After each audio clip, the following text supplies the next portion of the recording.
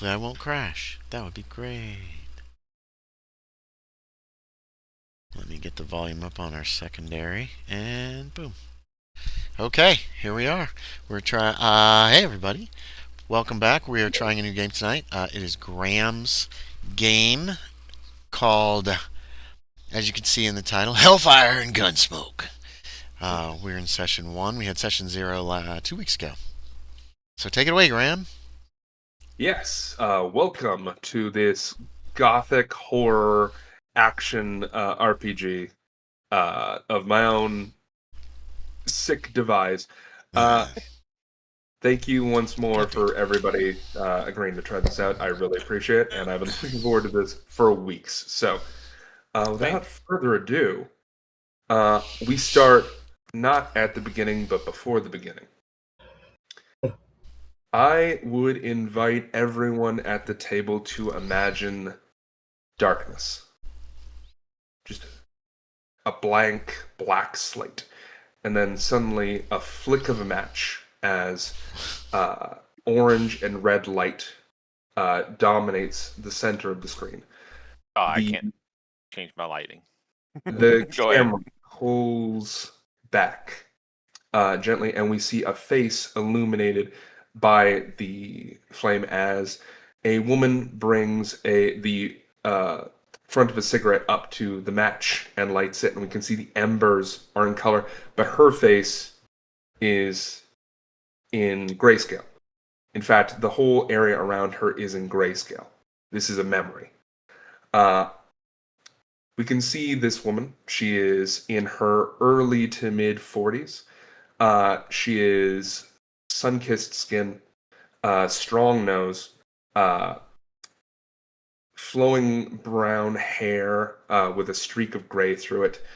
Uh, she's got strong shoulders. She's a very, very handsome woman, but handsome in a way that is evocative of like a mountainside, like a kind of like sturdy, handsome beauty. Like, you know, like the like more of like Natural yeah, beauty, more splendor, and awe. more sculpted by the environment, that she has lived a hard life, and that has given her uh, a sort of strength, a presence. And as the light pulls back, we see that she is sitting at a poker table.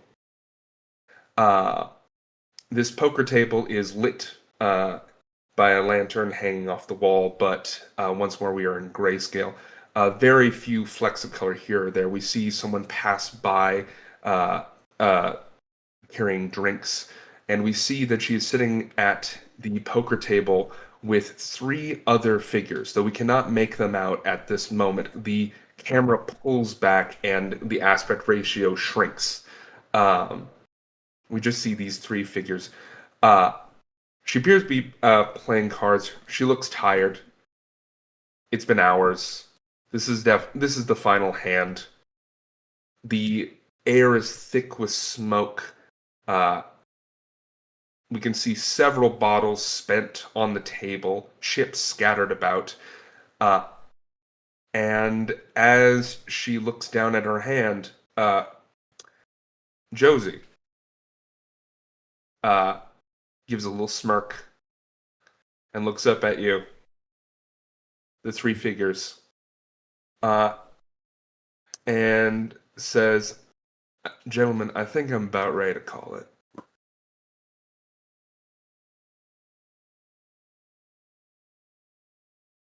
Uh, Now, my question for the three of you is, what are the last words you say to her before she is brutally murdered?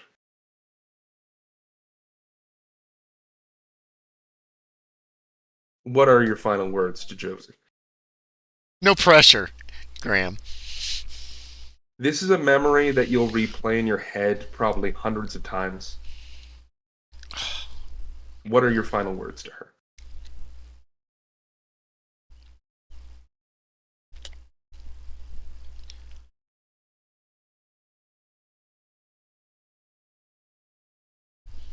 I'll see you tomorrow.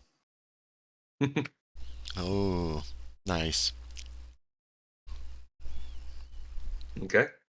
That's kind of where I was going. Oh.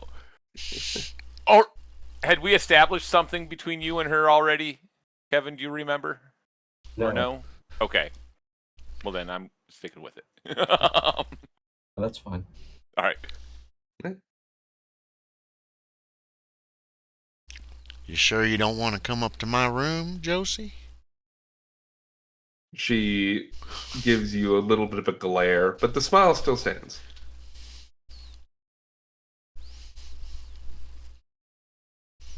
And Kevin. There's still a big day tomorrow. Some rest. Mm-hmm. Well, in that case, gentlemen, I think we can end it here. And she lays out a royal flush. But not only is it a royal flush, Oh, the no. chances of this happening spectacularly minuscule, because as she lays out the cards one at a time, we see that it is King of Hearts, Queen of Hearts, Jack of Hearts, all the way down, and those hearts in this memory are blood red, and we focus on that color as the scene changes. Which one of you found the body? I did. I'm the seer. I've seen some things. We see a figure standing, backlit by a bright light, and that light spills out on a body. It takes you a moment. Josie had the presence of someone who's going to live forever, and so it takes a second to recognize her. We see flashes of viscera, blood stains on the walls, symbols scattered about. Something horrible happened here, and yet nobody heard anything. But after your examination, you realize that the body is missing something. Her heart, gentlemen. Someone has stolen her heart.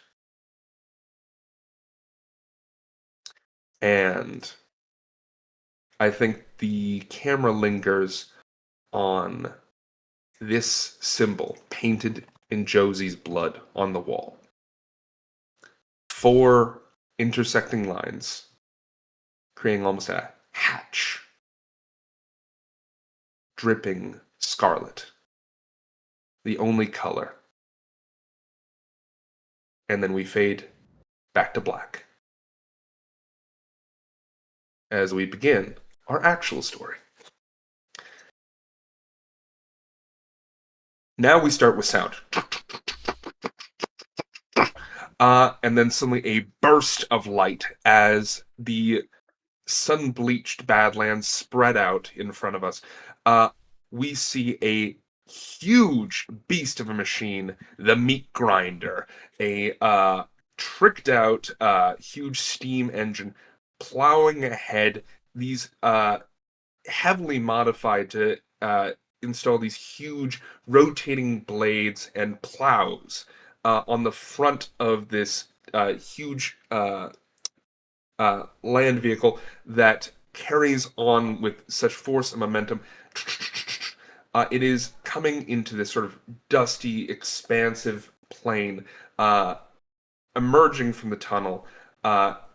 We hear the whistle blow, and then we start seeing bodies collide with the front of the meat grinder as a herd of undead come into the picture. The aspect ratio widens, and we see the totality of this industrial behemoth plowing directly into a horde of thousands of rotting undead. The moans, the screams, the shouts of these blank-eyed, wandering corpses suddenly drowning out the blaring whistle of the steam engine. The scent is horrible, wretched, and then the camera shifts once more, and we are now at the very front of the vehicle, where we see there's a large contraption set above, directly in front of the engine, and we see 3 figures clambering over the side with a job to do, and not a lot of time to do it. As I would invite each of you to describe your characters and introduce them. Scrambling over the side of what? Onto the roof, gentlemen. Of the engine? Of the train. Of getting locomotive? Close or directly behind the engine. Okay. Wind whistling past you. Your whatever cloth you have flapping in this intense wind. All right, Billy Starbuck. Maybe 30, 32. He doesn't remember. Weathered face, not very good looking.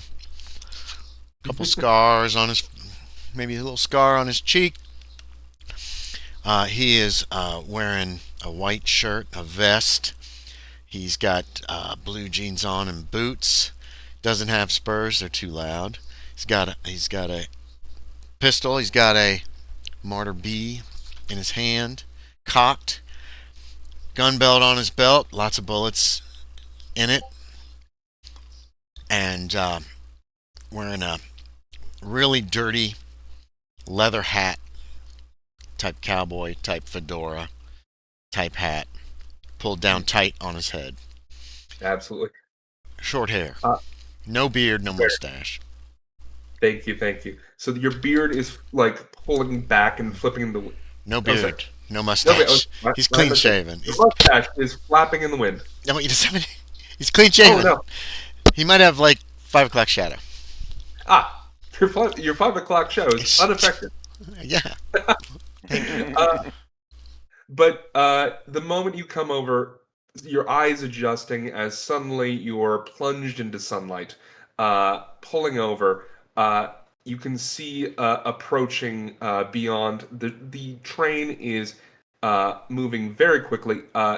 You can see frankly, a wave of blood, viscera, and rotting meat cascading to either side as the train plows through this horde. You look behind you. Who is the one following Billy up? Well, that can be me then. Mm-hmm. If you'd be so kind as to describe your character. Sure. Mr. McGraw is just past middle age, although it's, again, hard to tell because his hair is mostly white. He's wearing at the moment a pair of dark goggles pulled down over his eyes, a dust mask, a duster coat, and an Eastern-style bowler hat.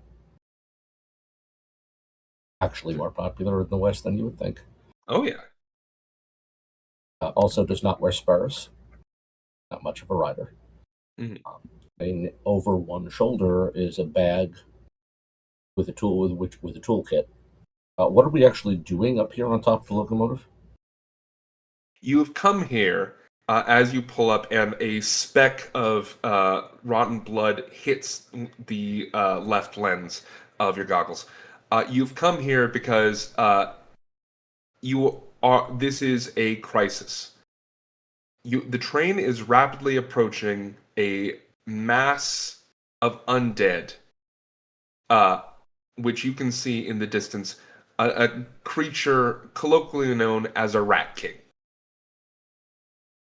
It is a titanic beast, rarely seen, but in the half a minute that the train has had view of this creature, it is moving to intercept. There is a device on top of this cart, designed specifically to deal with this eventuality. But it is the attempt of the engineer to deploy it failed. Something has gone wrong. Okay, so we're up where our task is to deploy it. Yeah. It's on Your top. task is to fix the device so that the Rat King does not slow the train enough for the horde to start piling on properly. Okay. So yeah, I don't have a gun in my hand. Then I'm moving toward my job here is clear. Fair. Moving with determination, your duster whipping behind you as you pull up. There is one last figure who comes up behind you. Yes, Phillip Rowe. He has a pencil mustache that is goes out extended and twirled and curled up at the end. Waxed. Yeah, it's waxed. Yeah. Actually. Yep. That is saying fixed. His eyes are sunken, and he has dark circles under his eyes, dark hair, green eyes, and maybe for those that know fashion, he has like his clothes are like kind of a couple seasons behind or whatever. So Is he wearing a suit? He's wearing fashionable clothing for the time period. I don't know how else to describe it. So yes, a suit. Yeah. Yeah, Starbuck, McGraw, and Rowe. There might be some stains, and it looks worn in some places. So, a man who cares about fashion, but to a point, may not have the means to keep up with fashion. Understandable. So, the three of you made your way up because currently the crew of this train is desperately pushing back the undead who have been kicked up and have landed and have started attempting to breach the different carts. You have precious seconds before the train impacts this behemoth of rotting flesh, a nightmarish conglomeration of walking corpses, hungry for the flesh of the living. And with that being said, I think it's time to deal initiative. As the three of you pull up, you realize you are not alone on top of this train. Oh no. An unfortunate facet of the amount of gore that is being kicked up by this train plowing through this horde is that just through random chance, an undead will be kicked up and land splat on top of the train. Now, normally not a problem. At every mile marker, there is a bar to stop anything that's currently clinging on top. Just knock it off. But the next mile marker is a little far off, which means that when you pull up, you can see just absolutely splattered guts spread out on the metal roof of the train, but pale eyes as they're slowly starting to reconstitute themselves, pulling themselves back together, their flesh knitting only partially as these creatures are restored to bare functionality. You see as three undead are sort of like half sticking, half clinging to the roof of this train. Their gurgles and shouts and cries drowned out by the wind whistling past you and the blare of the horn of the train as you approach the Rat King. So, with the setup, I'm going to say, would everyone like to play me a initiative card? Or, if you so choose, you may hold to draw a new card. If you hold, does that mean you don't act at all this turn? You do act, you just act last. Okay, so if I'm not eager to go first, I choose hold. Okay. Okay, I'm not eager to go first. Fair. You can absolutely hold. Okay. Oops. So I draw one card then? Draw one card. Okay, I've done so. Okay. And I will play a card here for the undead. So they will take a collective turn. There are currently 3 of them on top of the meat grinder. So McGraw is holding. Starbuck, you have played a card. And Rowe? I'll play a card as well. Right. Wonderful. Oh, and So, there's a flip with button. that, it does that. Oh, Uh, they're slow. So, initiative order goes from highest to lowest, except for aces. Aces get to go first. Aces always go first. I love aces. So, with that going there, Billy Starbuck, I believe you have initiative. So, All right. On your turn at the beginning of the round, you have 3 actions. Oh. The list of actions is provided on your character sheet. And since you're starting us off, I will ask Actions. you what is the nature of the device? Oh, the device on top of the Oh. Exactly. It's it's a life ray. It's the opposite of a death ray in that it doesn't kill. It brings things back to life that are already dead. Interesting. In a horrible fashion. They kind of explode, usually. There's a lot of flowers involved. I don't know. You can veto any of the things I'm saying. In that case, no, I'm going to jump off of it. It is a Tesla cannon. Okay, sure. It is it is weird science. It is cutting-edge technology. It is something that is probably never really been used before, but it was put here as contingency. That might be why it's not working right now. Never even been tested. It is a huge contraption. We see huge Tesla coils lining the side. We see these massive batteries, glass with acid sloshing back and forth between them, copper wires everywhere. This is just a rat's nest of machinery that might work. Might. Emphasis on might. It also might blow up the train. And to the mind of the innovator, it might be worth something. We'll find out. Starbuck, you have 3 actions. There are 3 undead. They are currently prone, but they're about to get up. What would you like to do? Oh, they're still prone? They are prone. They are a... I'll let you know. What's your movement? What's your speed? Speed is 11. 11, so you can get to the other side of the train with a single movement action. Mm-hmm. Single dash. But there you cannot move through the undead without like skirting around them. So right. That could cost you more move. So what's your goal here? I think my goal is going to be to get them off of here. But bullets don't really hurt undead, do they? They can be stunned by them, they can be damaged by them, but they cannot be fully finished off by them. Can they be knocked off the top of a train with bullets? Not by bullets, but if you want to kick them. Yeah, I think I can get to them with that 11. You can get up to one of them. Yeah, I want to get to them. I want to, and shove one of them off. Kick one of them off. Like, slam him in the face. Kick him in the face, knock him off the top.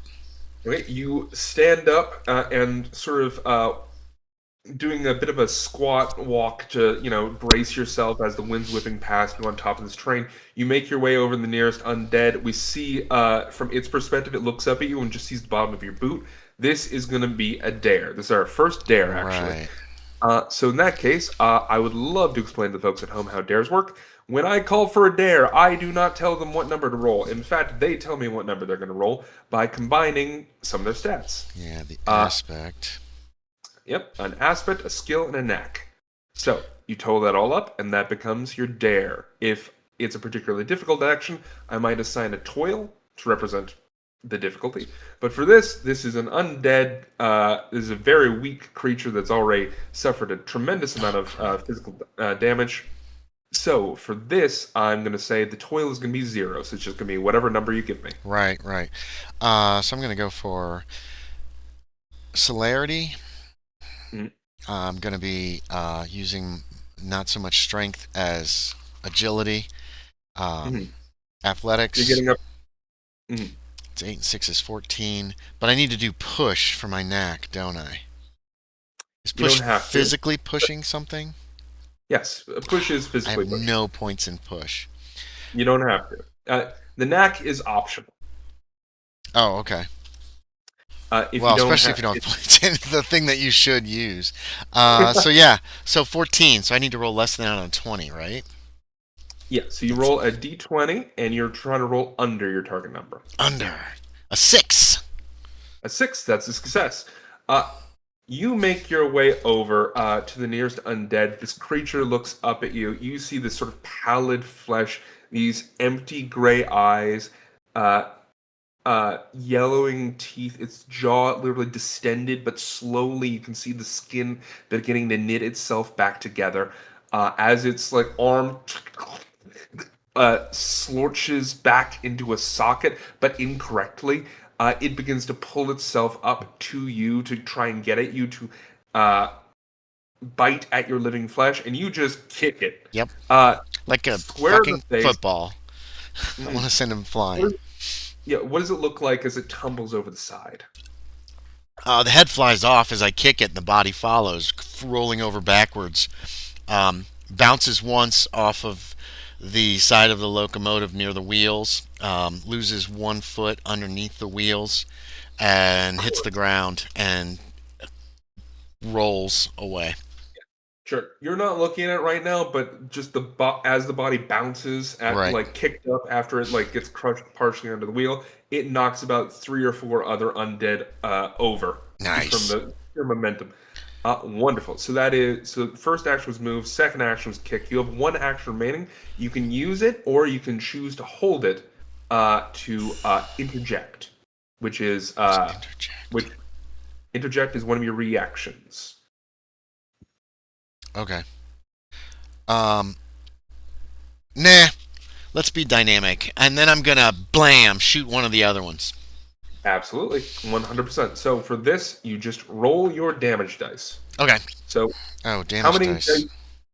So in Hellfire and Gunsmoke, we do not have attack rolls to hit. D6. You will always hit.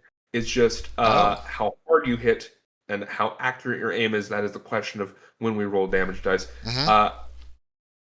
So if you will roll, how many d6 are you going to be rolling for your martyr B? I have no idea. Is it aim divided by 2 plus pistol? Yes, you should have. You should have a number of stars filled in. No, we didn't fill in any stars when we made these characters. My apologies. Yeah, yes. Nope. Aim divided by 2 is 4. Pistols plus 2. That's a 6. 6. So you roll 6d6 and you keep 2. Just keep the best 2, basically. You can keep the best 2, or if you find any matches, you can flourish, which is our crit. I got a couple 6s, pair of 6s. Okay. A 5 and a 4 and 2 and a 1. With 6s, with a pair of 6s, flourish. Can I do that? Yes. What does that do? You can learn something about the victim. Okay. What can I learn about him? I don't. You can learn features. You can learn stats. What's the easiest way to stop him? How about that? When it comes to undead, the easiest way to stop them is just to deal massive blunt force damage. It doesn't fully kill them, but it does stop them. Brawling will put them down permanently in the scene. Right. Whereas shooting only dazes them. Now, to fully end them forever, burn the motherfucker with fire. Okay. So, 12 points of damage, I guess, right? Absolutely. Okay. These guys already had taken some damage from being kicked up by the train itself. So, fully splayed on the ground, this creature, the one you shoot, you lower your weapon. The hammer drops. Thunder briefly cracks as the shot rings out, and we see the creature's head snap back and drop as it's like twitching on the top of this train. rendered helpless as its body tries to knit back together the damage, but it's going to take some time. You have dealt dazed 1 to this creature and already prone 1, which means it's not going to be doing anything for right now. There is only 1 undead left on the train that is any kind of threat to you. Does it cost anything to cock my pistol again? It does not. Yes! So I do that. Okay. So, that's your 3 actions. Done. Excellent first turn. Good job, Andy. Okay, moving on in initiative. Let's see. Mr. Rowe. Sorry, Rowe. Mr. Rowe. I'll get that right one day.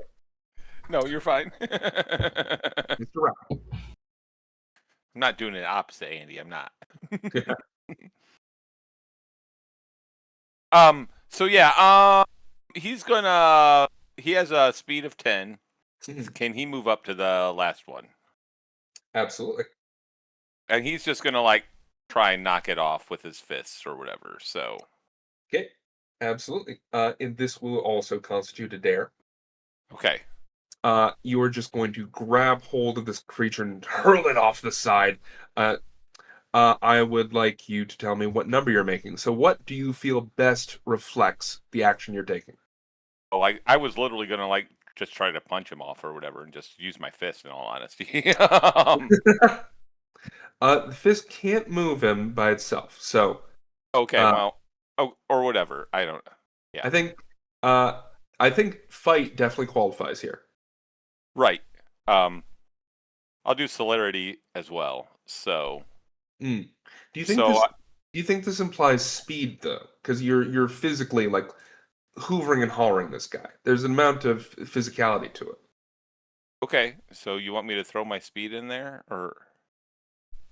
Well, I'm just confused. Oh, you're good. You get to decide what you use, Aaron, as long as it makes sense, right? Yeah. Graham? Right. If you think it makes sense. It's supposed to work. Yeah. The way I like to imagine it is we're trying to find the right color by mixing together different primary colors, right? Okay. So what best reflects like what you're doing here? So you're moving over, you're grabbing this guy, and you're throwing him off because he's currently on the ground. All right. Go ahead. I'm sorry. Oh, you're good. I guess so. But do I want to choose something from my aspects and then skills? Yes. Okay, so like celerity. I mean, celerity or carnage is both a 6. I think carnage fits because you are doing something inherently violent here. True. And then my fight is also a 6. Yeah, that would work. Okay. So that would be 12. Mm-hmm. Do you have any aspects you'd like to add to this? Sorry, any knacks you'd like to add to this? I should use the right term. Yeah. No, I don't have anything for push unless you got I can't grab? think of anything. Anything in grab? Okay. Let me check again. It's on the far right. Oh, nope. I don't have anything in that either. Here's a question.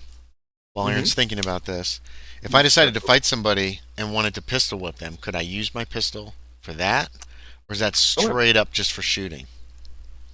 You could absolutely pistol whip them. I'd still say that it depends on what you're trying to do. If you're just trying to damage them, then I'd say that constitutes like still using fists for melee. Okay. But if you're trying to like inflict a condition on them, if you're trying to disorient them, then that'd be a dare. And I might give you a bonus die for being clever enough to use your pistol. So that's it. It'll be your aspect plus your skill, Aaron. And that number you want to roll under. So, what about endure? Could endure be something like to overpower it? I can see endure because you are in a very precarious position right now. You are currently on a train that's moving. You're penguin waddling against an oncoming wind that is threatening to knock you over and deposit you into instant death. So there is an element of stamina at play here, so I will allow endure. Okay, so 6 and 6 plus another 2 is 14, right? 14, so you're rolling 14 or under. And I rolled a 10. Excellent. Woohoo! So we see Rowe.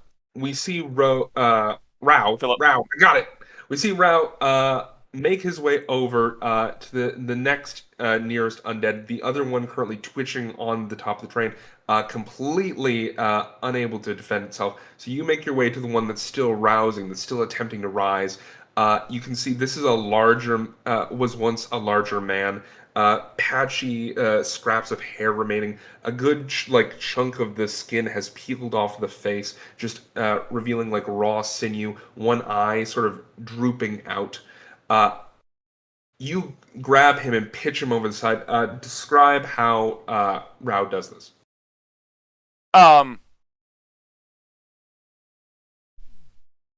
Yeah, it's just kind of like a bouncer at a nightclub throwing out some drunk idiot. He grabs him by the shirt cuff and just gives him the old heave ho. Yeah, the heave, just casting him out. I like to imagine the camera is looking up at Rowe on top of the train at this moment, and then the back of the undead collides with it before we snap right back. Excellent. Thank you very much, Aaron. That was 2 actions. You have 1 remaining. Would you like to do anything else? I'm gonna save that one for the what do you call it? Interject. Yeah, interject. Yeah. Okay. To interject. So with interject, whenever another character takes an action, after that you can say I interject, and then spend your remaining action as if it was your turn. Okay. And then there is 1 undead left on this train who is currently dealing with a bullet in its brain. Okay. It has dazed one. The dazed one ends at the beginning of its turn. It rises from prone, which means that it is now standing by the end. But that is its entire turn, as it just sort of we can see the bullet literally plop out, hit the train's roof, and then fall over the side into the horde of zombies that is whipping past. My bullet. We can. It rises up, eyes pale, ghostly white. This was in life probably an older woman. We see scraps of what was probably once a colorful dress, and several her what remains of her neck is halfway there. We can see spinal column exposed, just as chunks have been ripped out of her throat, probably from whatever originally killed her. It's not Josie, is it? It's not Josie. Josie, interestingly enough, didn't wake up. Oh, they got her soul. Now, last but certainly not least, Kevin, would you please tell us what Cortland McGraw is going to be doing with his turn? Well, by now the way to the weapon should be clear for me. Yes. As the creature rouses and finally stands, you can make your way past it. No fear. Yep. Well, that's why I was waiting. Let them push those guys out of the way, and then I make my way to the housing for the weapon. Excellent. Describe how is Cortland making his way over? Is he rushing or is he taking confident stride? I'll rush, actually. So it's a low crouch run. Excellent. Yeah, the camera, I think, just sticks behind you and moves shaking back and forth with every footfall as you make your way up to this massive wires, this contraption, this Tesla cannon, something you've probably only read about. You see the batteries sloshing with acid, these massive coils of copper and gold just coming up from the side. This thing grafted to this huge beast of industry. When you approach it, I will give you something for free. The mechanics of how we're going to deal with this. So, to deploy the device, the drifters will need to make a pair of successful dares. Looking at this device, it is complicated. It is you are unfamiliar with the technology at the moment, but you could potentially make it work. However, the toil will be extreme, which means you will be making this with a penalty to whatever number you give me. However, you can spend actions to reduce it by trying to repair the device, figure out what's wrong. This would just be a do something. Essentially, you're spending actions in advance of the check to make it easier for yourself. Okay. Well, once I'm here, plan 1, of course, is operate device. Mm-hmm. So. Okay. So, if you spend 2 actions, you downgrade the difficulty to serious, which is only -4. If you spend 4, you downgrade it to mild. And if you spend 6, you make the check flat. Alternatively, so I have how many actions remaining right now? You spent 1 action to get across the train, so you have 2 remaining. Okay. So if I spend 1 of them then to analyze, essentially, I lower the difficulty, and then I can spend the third to act. You need to spend 2 to lower the difficulty to just serious, which is a -4 instead of a -8. Okay. Alternatively, I could just do this just as it is. Yeah, you can either take a hard check or you can do prep work to reduce the difficulty of the check. Okay. And you need 2 successes to essentially operate the device and finish the scene. Okay. So let's do a little math. How much time do I have? Taking a look at the impact with the Rat King will happen at the end of the next round. Next Not round. this one. Okay, so I have, if I take the next 2 actions to analyze, I'm still going to have 3 actions to work with. Yes. Okay, I'll do that. And I'll say to the others, keep them busy. I've got this. Wonderful. Okay. And I will enter the is it a housing or is there a seat or something to operate the gun from? Oh, there is absolutely a seat because you just said so. Okay, so I will sit myself down and begin analysis and operation. Absolutely. Wonderful. Hey, Thank you very much. Graham, I forgot to state my goal at the beginning of the scene. Well, I think the goal is... Clear the top of the locomotive of the undead was my goal. Is that okay? Absolutely. And there's still 1 left. So in that case, once that guy is gone, you will have satisfied that goal. Yep. I assume the other 2's goal is to not die.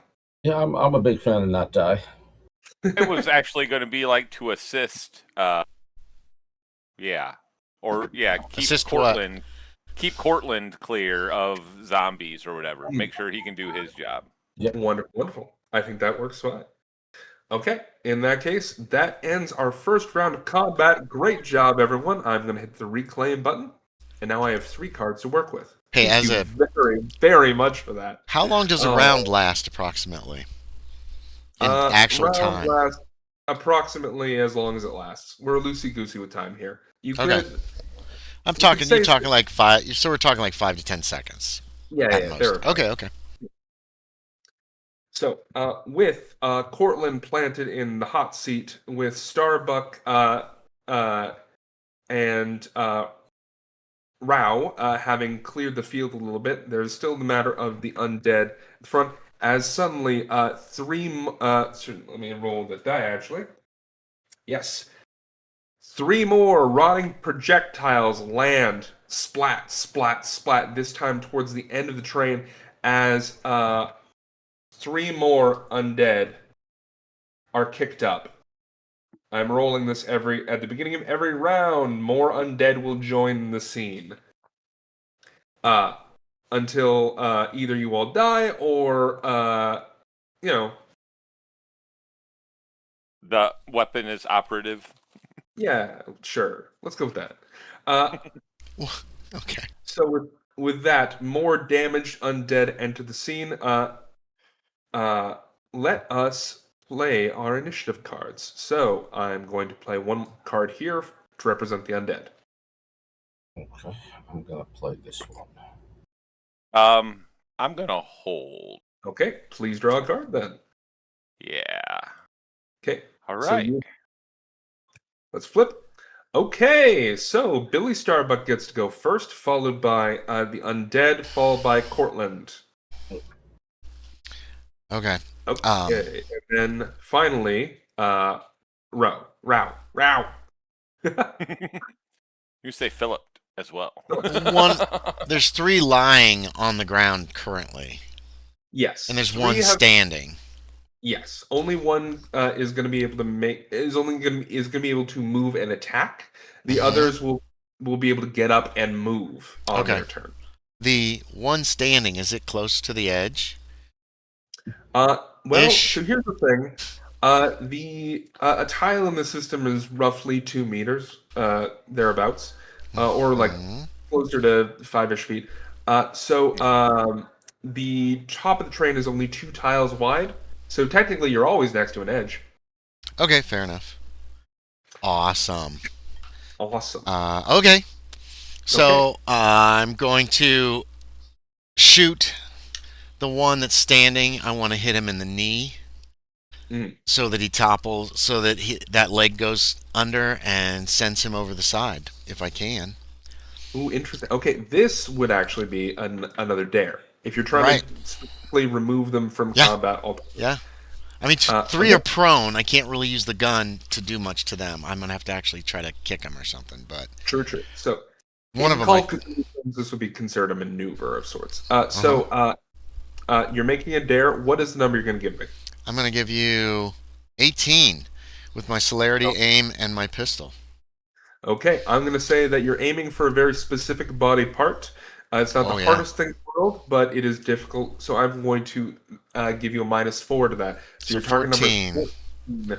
Okay, so my first shot is a 2, which yes. Oh, wonderful. That's good. Yeah, low is good. Thank God. As the creature stands up, we see this like older woman, like desiccated, monstrous. We can see as she turns around, her belly is bloated, likely from having the lady. Having consumed the flesh of the living at some point. She turns her pale eyes looking at you just as you pull your gun up, aim at her knee, pull the trigger, and just bone, cartilage, and rotting meat splatter out as her toppling a tree. She immediately falls over. No emotion, no reaction to the wound, no scream of pain, just silently toppling over like a tree in a forest into the horde below as she's removed from the scene. Yes, Aaron. I just wanted to add, like, her kneecap exploded. The knee bent backwards as it buckled under her weight. That's how she fell off the train. 100%. Could that shot have been from the hip too? Like, yeah. Oh yeah. Just for like how it looks. Yeah, for how it looks. Yeah, I say totally. Yes. You're not the GM. I know. That's what I'm asking Graham. You have 2 actions remaining, my friend. Yeah, I got 2 actions remaining. I gotta use Carnage and Athletics again if I want to get the other ones off. They're lying on the ground, right? They're lying on the ground. You are further away from them. To approach them, you would have to move again. So you'd have to move. Okay, so I can move and then attack with a brawl kind of thing with 1 action. Again, I want to give a kick. They're on the ground, so I want to try to kick the next one off. Do I need? And so is that a dare? If you're trying to kick them off, then it would be a dare. I want to go on. If you're trying to deliver like a death blow that just narratively we flavor as it slurps over the side after, that would be an attack. Wait, did you want me to roll damage at all for the pistol shot? No, she's gone. She's out of the scene. I'm saying for like if I rolled any doubles to get more information. Is that possible? Or not? No, at the moment because it was a dare, not an attack. But yeah. Okay. You can make. Yeah, I'm gonna cross to one of the other zombies and give it another kick. That's gonna be Carnage and Athletics, which is a 12. And I don't think there's anything else I can add to that. Yep. So, and that'll use everything. By the way, what's your critical threshold? It's based on your luck. My luck is a 6. Where the hell's critical is the critical threshold on here? It should be on the player sheet. It should be yeah. If you're 6, you crit on 2s. I rolled a 2 for lady. That's that's a critical success. In that case, you know what happens. No, I don't. She knocked one of her friends off or try to grab him as she falls and drags him over. Yeah. As she falls over, one of the other undead, which just happened to be like teetering on the edge, like clinging to the side of the train itself, I'm going to remove from the scene because you got a critical success. Cool. As she topples over, she knocks into it, and it falls with her. So with that one roll, you actually remove 2 undead from the scene. Awesome. Where do I put that number for my crits? Is there a place, or should I just jot it on the character sheet? You should jot it on the character sheet. Okay. It's on the put it in my for criticals and fumbles. Okay. Got it. I see it now. How do we figure that out again? Under criticals and fumbles, it gives you luck, and then it tells what a crit is. And if you roll that or less, then it's a crit, right? Yep. Nice. So, and then I try to kick another one off. I'll still cross and try to kick another one off. Understandable. And yeah, that requires a 12 or less. Because Carnage and Athletics is only a 12. I rolled a 7. Another success. Excellent. Oh, these dice are hot tonight. These are my metal dice. Yeah. Excellent. Very pretty, very pretty. Yes, you move over and with a decisively just shoving it off like luggage, frankly, the creature goes flying ass over tea kettle, crunching as it hits the ground, knocking down even more undead in the horde. That is all your actions, though. Yes. So you are spent. Good turn, though. Good turn. With that, we come back to the undead. So if I am counting correctly, only 2 remain. Only 1 remains. Yeah.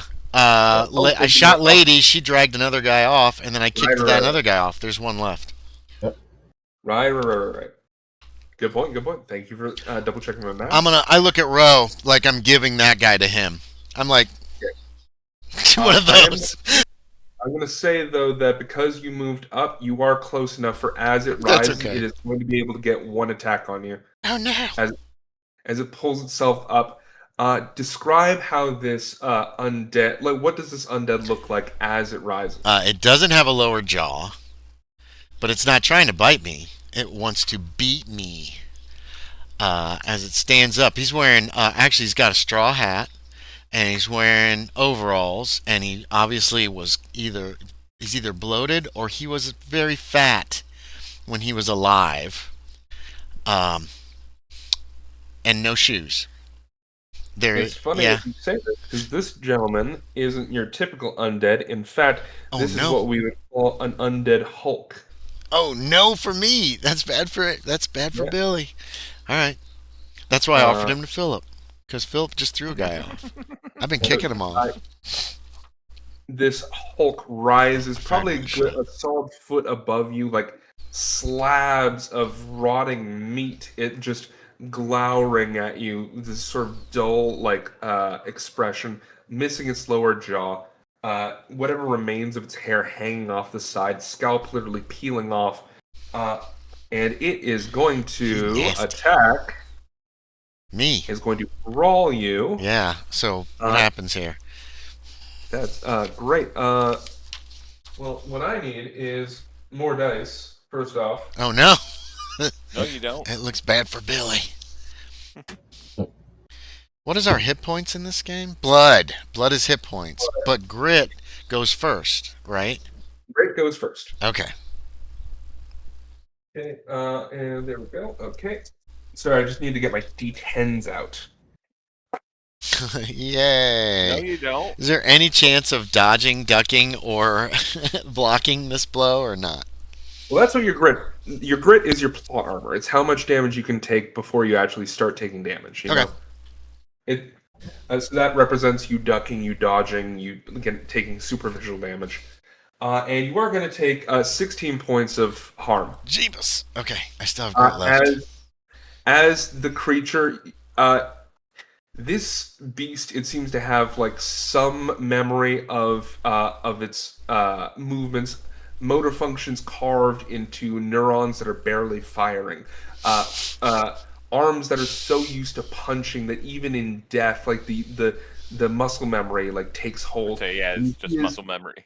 Yeah, it goes into a loose sort of like wobbly like boxer stance, and then throws a wild punch.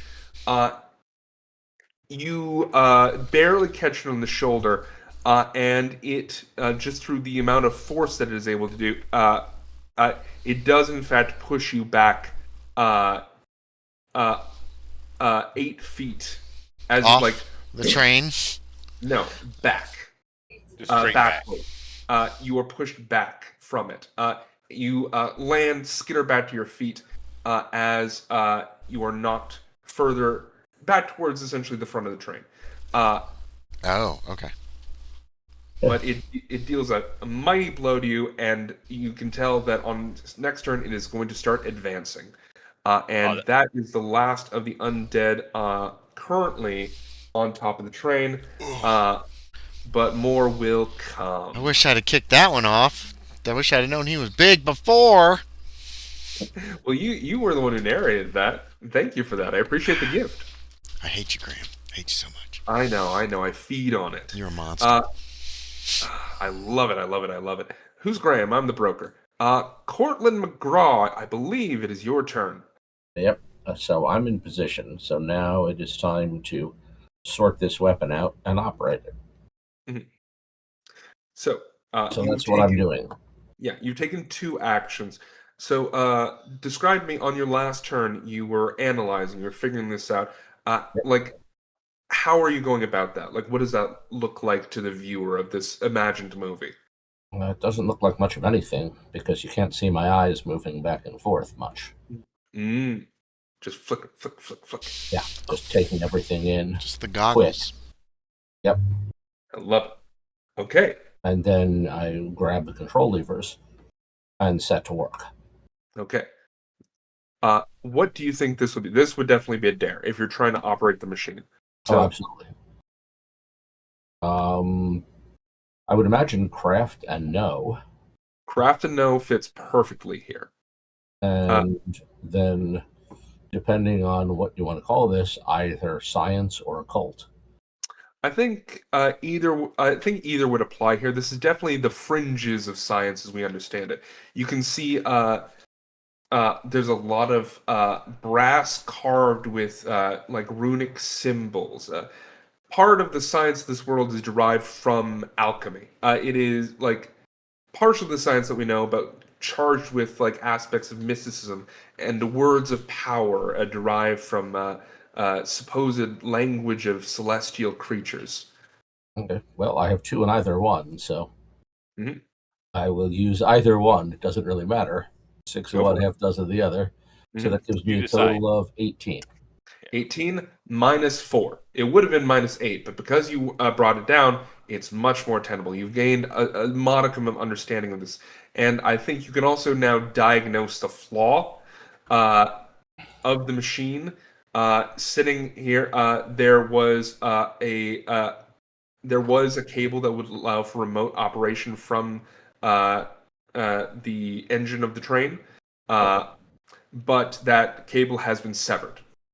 Okay, well, I'll fix that in a moment. But in the meantime, there's a more immediate problem right in front of us.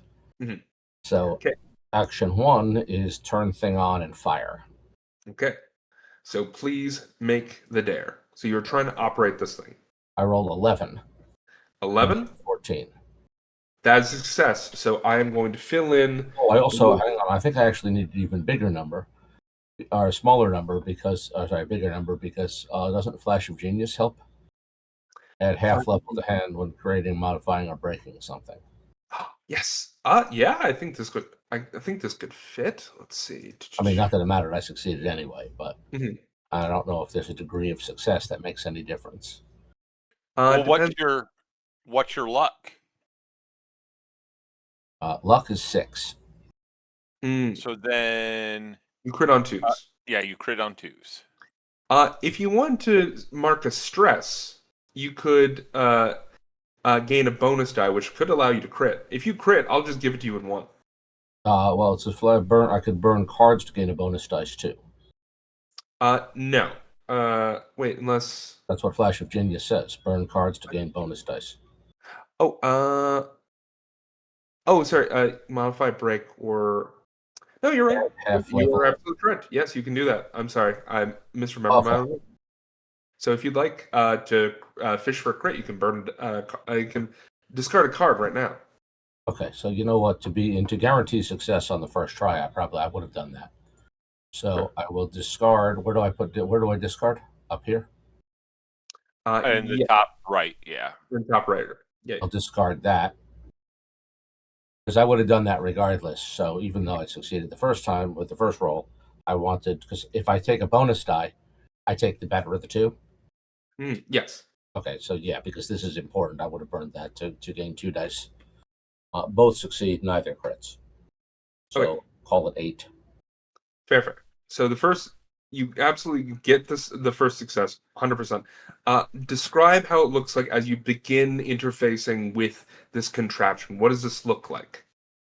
Well, I will grab one of the brass fittings on it, bring the thing forward so the whole assembly will pulse, and then aim the lower part of it down front of the train and pull pull another lever, which is actually the trigger. And that's what gives us the blast. Okay. So we're going to walk essentially a blast forward because the train is moving too. So a sustained output. That is the goal. You have 1 success at the moment. You need 2. Okay. Well, I have 2 more actions, right? Yes, you have 2 more actions. So as you go to finger the trigger to deploy this, the energy is humming. It is the machine is starting to work. It is operating. You know that this will work, but you hit the trigger, and for some reason, it does not fire yet. There is still something wrong here. There's a problem that you've yet to diagnose. So that will be your next. So your that's next action 2 then. Okay. Do I use the same setup? For when it comes to multiple dares for the same kind of action, I ask people to. I will kindly ask you to find a different combination, as you can't do the exact same thing twice. Okay. So what do you do here? Describe to me narratively first. Well, this now gets into going through the device, following wires, running, looking fingers along the various wires to see what works. Excellent, I love it. I can't think of a better combination than craft and know. And I can switch from occult to science or science to occult, unless you can think of a better combination. I think that's it. I think you use the other knack at this point. You swap from just the raw science to realizing that there is a slight deviation in one of these sort of supposedly celestial runes carved in the brass, meant to conduct the energy through filaments of gold. Okay. And again, I can choose to discard a card to gain a bonus die again. Absolutely. And do I still get what was the knack? Add half level to hand when creating, modifying, or breaking something. Yes. I think in this moment you will definitely be modifying it as you are attempting to, you're trying to fix whatever blockage here is stopping the device from deploying. Okay, so that gives me a bonus of 1, right? Half would be just 1 at this point. Okay, so what I'm looking for then are 15s. -4, because of the 15 toy. is with the -4. Yes, exactly. There you go. So I got a 5, and also a 5. So hey, Sue throws at 5. Either one will work. Success is success. Okay, then. Well, that answers my question. The the energy is building around you. You scrap. How do you repair this this rune as it's channeling this like sparks of electricity through the length of this machine? I'll take the loose wiring, which is why it wasn't working initially, and plug it back in. Second try, of course, realizing it's the runes that make the difference. So following those as a pattern to plug it in along those lines. In other words, matching the runes to the wiring. Excellent. Like hot wiring a car. Yeah, this should do it. That's what you say under your breath as you finish up. Yeah. Do it. Excellent.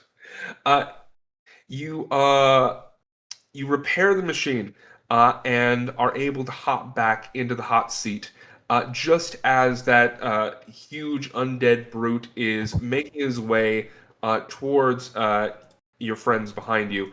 As the energy is building, literally static building in the air, your hair is starting to stand up on ends. Everyone's hair is starting to stand up on ends, except for the waxed mustache. Oh, my curled mustache goes straight. Oh, very nice. This is why the hair color, actually. I've done this. Okay. This is as you pull the trigger, describe what happens next. Well, now we'll get that, what I was talking about before, is a bright, pulsating beam that walks its way forward. So it's basically traveling forward at the same speed as the train. Hmm. Hopefully it will be enough to destroy the Rat King when it meets that. Because I'm expecting it's going to meet that right about now. Yeah. Suddenly, there is a looming shadow above all of you as the mass of the Rat King approaches. You can see its horrific, bloated form, literally dozens, if not breaching on 100 corpses, stitched, grown into each other, swelling, moaning, crying, like dozens and dozens of sets of pale eyes looking down at you as it blocks out the sun. The train pushing forward. Yes? Can I say something? Absolutely. That gypsy lady was wrong about how I was gonna die. Go ahead. You're not gonna die today. The electricity, the energy radiates out from the device, and suddenly there is the smell of frying bacon and ozone. As the energy projected out directly in front of the train allows it to burn through the Rat King. The corpse, the huge, monstrous corpse monster, briefly becoming more terrain than threat. As the train sails through its carcass, plunging through the remainder of the horde, as on the horizon we see the reddish brown rectangle that is Perversion. As you have successfully completed the first scene, I will ask. I'll lean out of the seat to where Starbuck is. Told you, you're not going to die today. There's still a giant zombie on this thing, though, right yet? Like, Yeah, what happened to Billy Bob? If you have my turn yet. Yeah. You know what? I'll give it to you as a reward. Right. Tell me, just I'll give it to you free. How do you deal with this guy? Well, what I was gonna do is I was gonna see if I could spend a stress tracker to know its weak spot, or to know the most efficient way to remove the hulking giant from the train. Essentially, I'm just trying to. Yeah. I think as the device retracts, as this guy standing above you all, I'm going to say you look towards the front of the train and you realize the most efficient way to deal with him is to duck. Okay, so, all right. As the mile marker comes. Oh, gotcha. And the bar, we hear a satisfying. Or could I just shout duck to everyone that was understanding? I mean, because I'm sure, yeah. I'm sure Billy would like to know that this bar is coming and wouldn't want to get hit by it. I don't think we can. We're not tall. Well, yeah, we are. Okay. Absolutely. He just shouts I to duck. everyone to duck. Everyone duck! I go prone. And the bar goes sailing fast, like faster than a fastball, slamming into this guy's head. You just hear a satisfying wet bonk. Flat. As the brute is knocked off of the roof of the train as you are all standing there, haggard, breathing. Some of you spattered with blood, others completely unfazed. I'm actually rewiring the remote. There you go. As we fade to black, and we return with the three of you sitting in your car, return to your booth as the train nears Perversion. Oh, Are you muted? We've made our goal. Thank you, Aaron. Does that give us a point, an IP? Yes. We gain 3 IP. I'll keep tracking them over here. You'll keep track?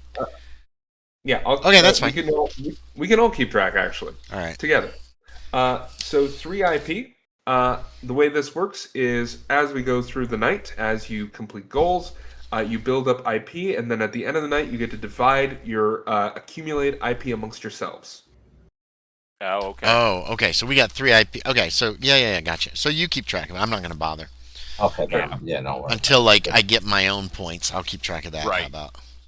Yeah. So, you make your way back down into the train. I think that we're going to cut to the train as it's beginning to pull into the station, unless anyone has anything they'd like before you arrive. I have a question. Absolutely. How fast do you recover grit? Grit comes back at the beginning of a session. Okay. So I'm still pretty messed up. All right. You're still pretty messed up. Gotcha. Yeah, grit and cards come back at the beginning of a session. It resets. Oof, Okay. Cards too? Damn, I'm down to 2 cards. Dude, I start at 2 cards. Mm-hmm. I'm as bad as Aaron. Well, you know what? Just fail more checks, and you'll get more cards back. It's your fault for succeeding. Or just wait all the time. Or that. So sorry. I'm sorry to interrupt. So yeah, I'll reload once we're seated as we pull into Perversion. My 2 bullets that I used. Yeah. You return back to your seats. To the thanks of the train staff, who are also busy, dealing with several undead which had clambered up the side and had pushed their way into the engine car, trying to overtake the vehicle. There's just a smattering of people here. You 3 are the largest group in this car. There are just a few scatterings of other people looking terrified. As this region, the region around Perversion, news has spread like wildfire that a mass of undead has descended upon this area. It is there's no authority to declare a travel advisory, but word gets around. So not many people are making their way to Perversion at the moment. Though there is hope that eventually the undead will shamble off, but it is strange that so many have seemingly decided to gather at once. Meat Grinder's the product of that Rat King, though, isn't it? Yeah. Or I should say, the Rat King is a product of the Meat Grinder. Oh, absolutely. Yeah. Is there a wall around Perversion? There is. As you pull into the station, you can see there is a wide adobe ring around the settlement. You can see, first, before anything, you see several trails of smoke rising into the air against the sort of blue sky.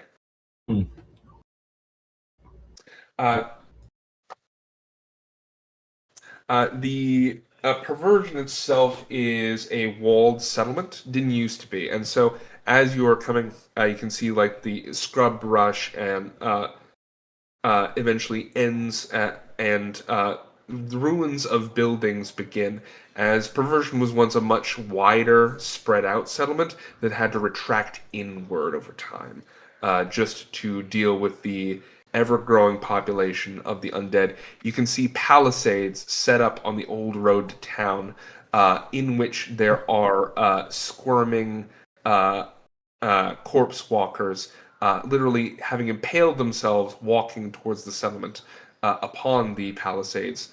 And as the train pulls up to this massive wooden gate that rolls on these huge wheels to allow the train to make its way in slowly, you also see a huge burning pile of corpses, smoke rising up as several dozen workmen seem to be pulling corpses, like finishing off the undead, pulling their corpses off the palisades, and chucking them on the pyre.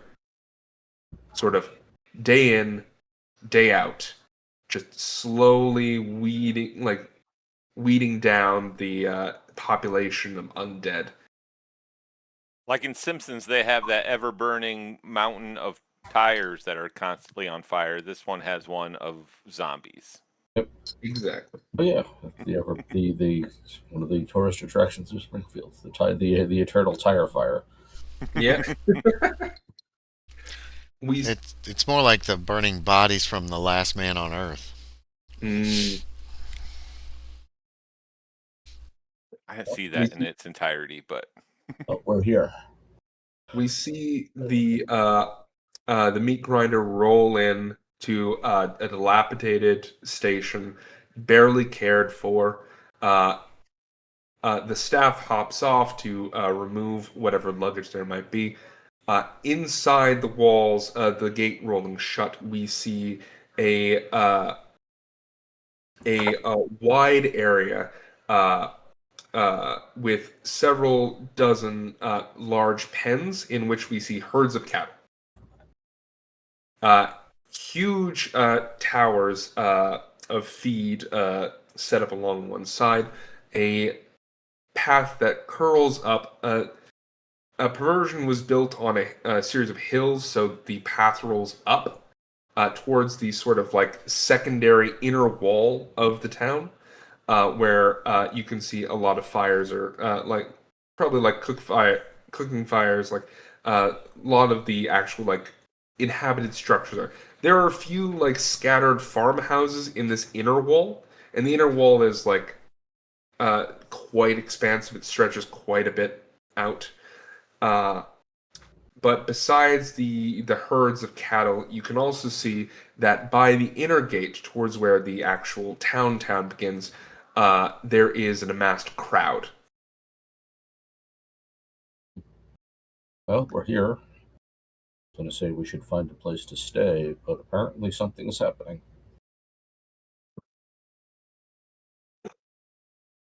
We care. Can I spend a stress point to know what's going on? What's going on? I want to know what's going on. What's going on? That is my question I'm asking. I guess we care. This is your keystone feature, I believe, right, Aaron? Yes, it is. Excellent. Would you share with the class what your keystone feature is? Keystone feature. Insane insights. At any time, you can take one stress to ask the broker one question your drifter couldn't know the answer to. They must answer truthfully, but be cryptic. You can do this a number of times equal to your stained level. So this is my only time I get to I get 2 other times, I guess. Mm-hmm. Yes, absolutely. Wonderful.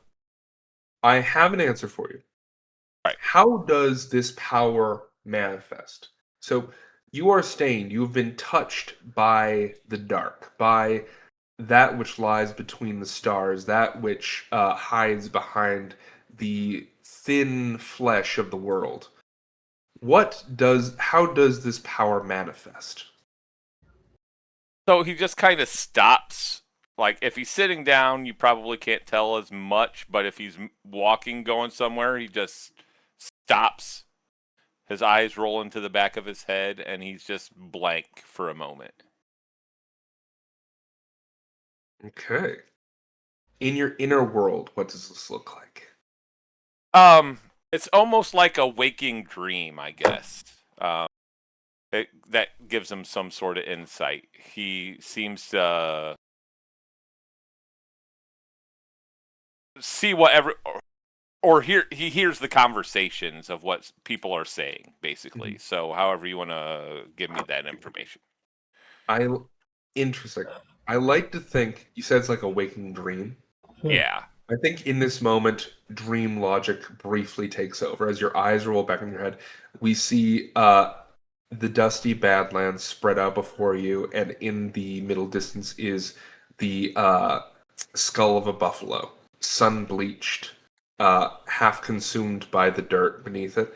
And then we cut to the crowd, and we cut to like the perspective of someone moving through the crowd, and we hear whispers and laughs and cries. Then we cut back to the buffalo head, but we're closer now, and we can see that in real time, like skin is beginning to. Time is moving backwards for the buffalo head, and the sinew is starting to once more climb back up as day and night passes in reverse. And then we cut back to the crowd, and we see a close-up shot of a woman's mouth as she says, intermittent with more cuts to the buffalo head, he didn't do it. It's a lie. I know he didn't do it. I was with him. Why won't they listen to me? He's innocent. And then once more to the buffalo head, and then cuts back to you standing there as your eyes roll back to normal. Okay. So the information I depart again, Andy. is there's a hanging. Okay. And he's innocent. Did I have time to answer McGraw while Rowe was in his trance or not? Yes, absolutely. Then I would have said to McGraw, it's always good to have a lay of the land. I suppose. If you're wondering what people are doing, I'm not. Looks like a mob. Well, mobs can get violent. That's true. Let's go find out what they're on about. As you approach, walking past Rowe, who stands starstruck for a minute, you can in fact see what appears to be a gallows constructed before the gate to Perversion, and a crowd of somewhat. That's when 30... Rowe comes. Oh, go ahead. Okay. And a crowd of 30 to 40 people standing before, with 3 figures standing on top of the gallows. And Rowe comes to. Yep, and he goes, "It's the hanging." It looked like an angry. Go ahead. I worked that out from the technology. But I think who they're hanging's innocent. At least that's who someone believes is.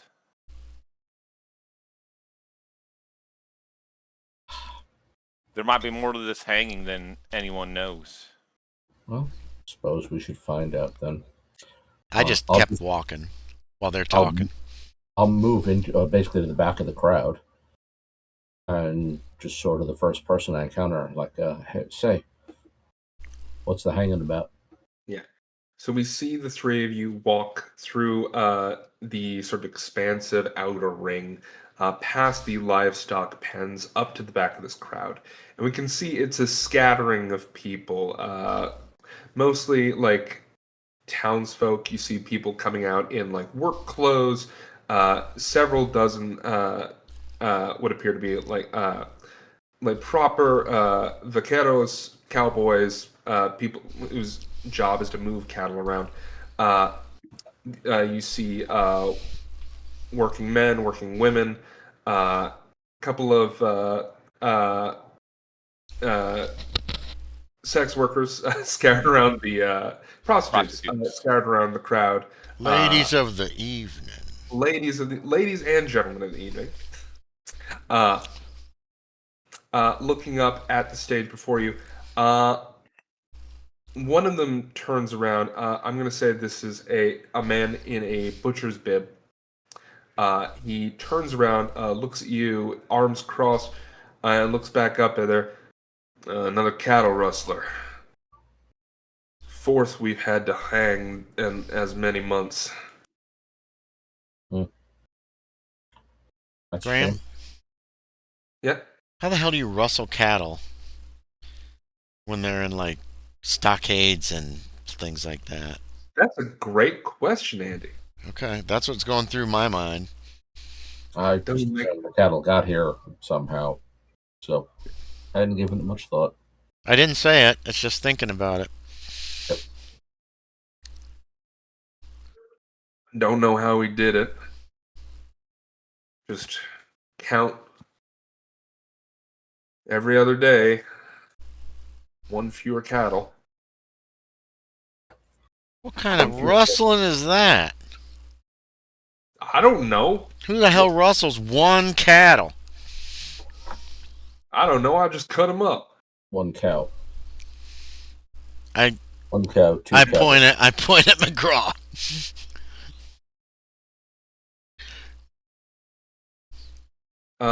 You're hanging a man because you think he rustled one cow? Beef's sacred around these parts, stranger, and I'll ask you kindly to respect that. Nah. Well then, fuck you. And he turns around and walks back into the crowd. Now, as you have joined with the crowd, you can see there is a very well-dressed man standing on top, at the front of the gallows, making ready to address the crowd. He's very handsome and wears a very, very nice suit. I am going to actually throw this open to the table. What does this man look like?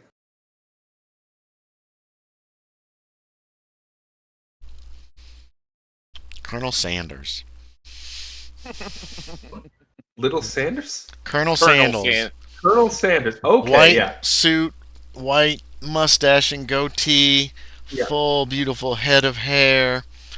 He might not be old. That's up to somebody else if he's actually in his 50s. No, he is in his, I want to say, early 30s, maybe late 20s. Plantation hat. One of those wide-brimmed white hats. Wide-brimmed white hat, white suit. Not a speck of dirt on him.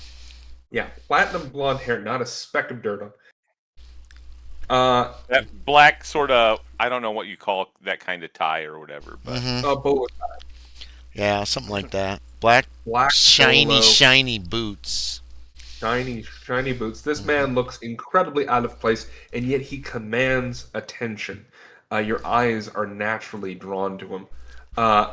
As he stands over the assembled folk, he puts his hands up, and the crowd quiets. Okay. My good people of our humble town. Regretfully, once more, I must come and carry out a sentence of justice. This man, and he points at the hooded figure in the noose, platform below him, has been found guilty by a jury of his peers of the crime of cattle rustling. We unfortunately have yet to discover the means by which he has spirited the cattle away, but rest assured, my good people, that with this final act of justice, the disappearances will end, and all will be made good in our tranquil, lovely little town, to which there is clapping and applause and hooting and other people sort of grumbling, and you hear sobbing from at least one corner of the crowd. The man then says, "As your mayor, it is unfortunately my duty to give the final order. I take no pleasure in this. I will let you know, as you are aware, I am a humanitarian first and foremost." And That was my laugh. He gestures over, and you can see that there is a stockier man wearing a black executioner's hood pulled up over just like normal work clothes, next to the dramatically oversized lever that is about to be pulled. I like that flavor text, Graham. Yep. If you haven't found the means, how do you know it's him? Do you say that out loud? Yeah. Yeah, I'm Rouse saying yelling. that We ain't got time for this, Row. The man, you do cut through the crowd. Everyone is silent. I am going to say this is going to be a dare. Social time, social stuff. This is going to be a dare. This is going to be a dare. I'm going to say that on a success, you are going to inject a little doubt here, and that might be useful later down the line.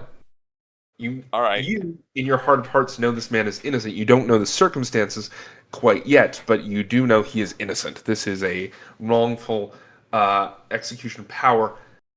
On a success, you will inject doubt, and that could be useful. Could give you advantage on something later down the line. But the man will still die. On a critical success, the crowd will turn to you. The crowd will turn enough to your side that the mayor will delay the execution by a day. Okay. On a failure, however, you are going to mark some stress here. And I am also going to inflict a trauma upon you. Okay. So,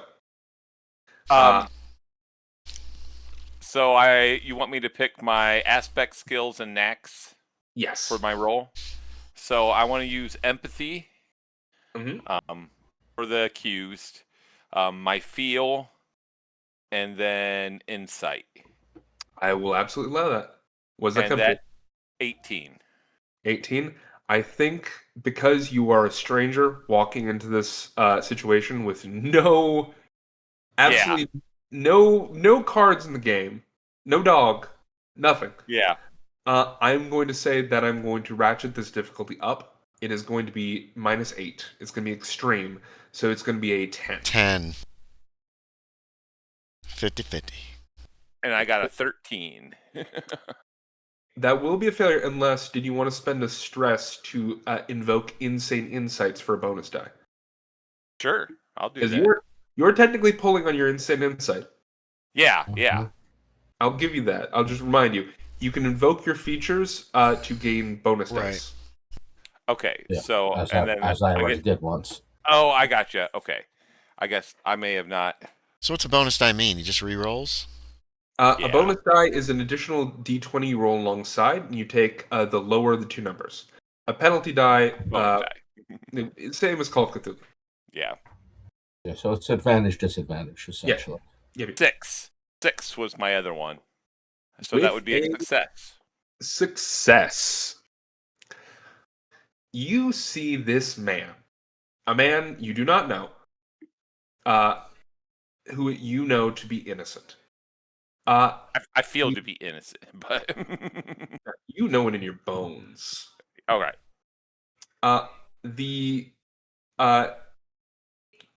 The mayor standing here, this pristine, almost angelic figure above the crowd, leading them with his words, He's the villain.